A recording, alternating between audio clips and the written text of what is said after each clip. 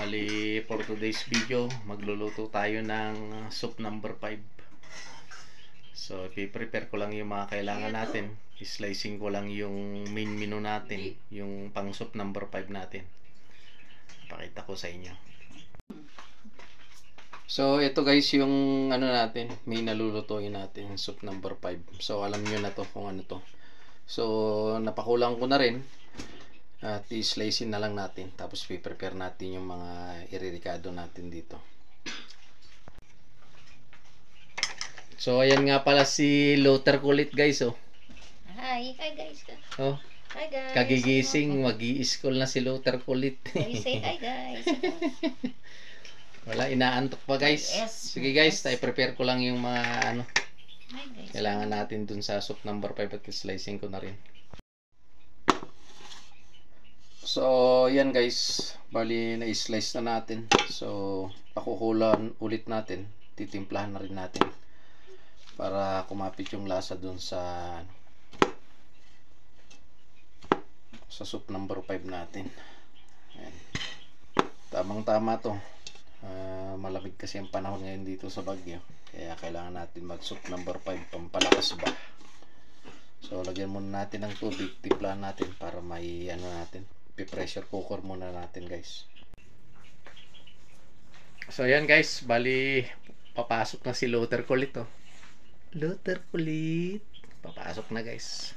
So timplahan na natin yung ano guys, luluto nating soup number 5. Bye bye Luther Kulit. So yan guys, lagyan natin ng tubig.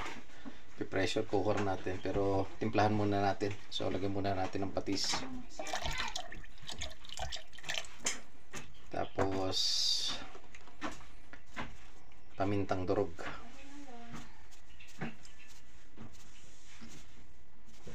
Ayan. Tapos magic sarap. Ayan. Tapos takpan na natin guys.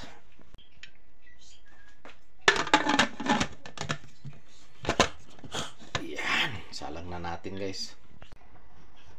So ayan guys, bali i-pressure cooker muna natin na kahit na mga 20 minutes. Check upin natin kung malambot na, kasi napakuluan ko naman na dati to, pero mas maganda yung ano, pressure cooker natin para malambot na malambot siya. Tapos iritimpla na lang natin siya pag malambot na.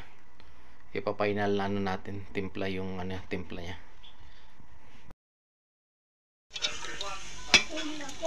So, bali yan guys.